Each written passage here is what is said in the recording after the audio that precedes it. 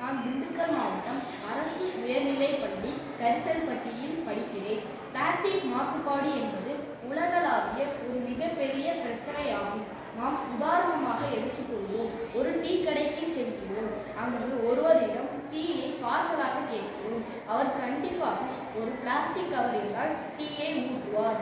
இப்பொழுது வந்து கொண்டிருக்கும் டீ பேக்கில் கூட மைக்ரோ அளவில் பிளாஸ்டிக் இருப்பதாக ஆராய்ச்சியின் மூலம் தெரிய வந்துள்ளது. ஒரு காகிதம் மக்கி போக 2 மாதங்கள் தேவை. ஒரு மரத்துண்டு மக்கி போவதற்கு 1 வருடம் தேவை. ஆனால் ஒரு சிறிய பிளாஸ்டிக் துண்டு மக்கி போவதற்கு கூட பல 100 ஆண்டுகள் தேவைப்படுவதாக ஆராய்ச்சி மூலம் தெரிய வருகிறது. சில நேரங்களில் குப்பைகளை கடலில் கொட்டுவதும் உண்டு. இதனால் நீர் மாசுபடுவதோடு நீர்வாழ் தாவரங்களும் விலங்குகளும் பாதிக்கப்படுகின்றன.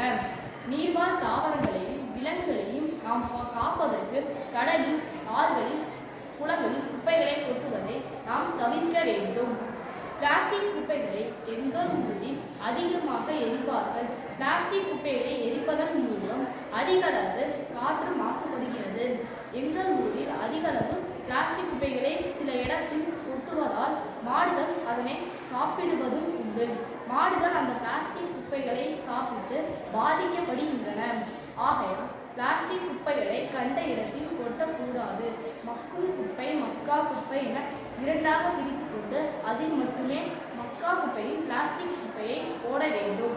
எனவே இயற்கையை காப்போம், பூமியை வளப்படுத்துவோம். பிளாஸ்டிக் மாசுபாடு என்பது ஒரு உலகளாவிய மிகவும் முக்கியமான பிரச்சனையாகும்.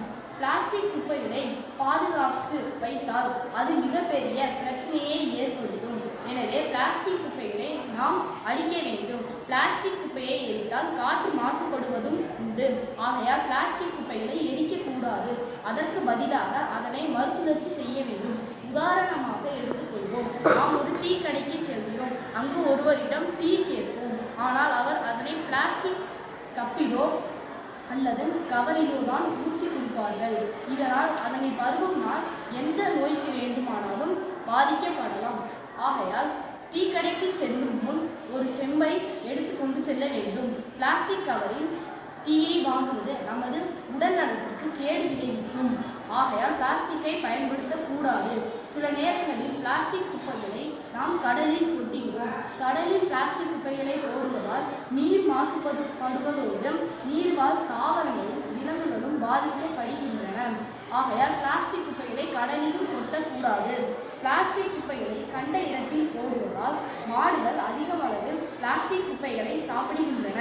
ஆகையால் பிளாஸ்டிக் குப்பைகளை மாடுகள் சாப்பிடுவதை நாம் தவிர்க்க வேண்டும். மக்கும் குப்பை, மக்கா குப்பை என 2ஆக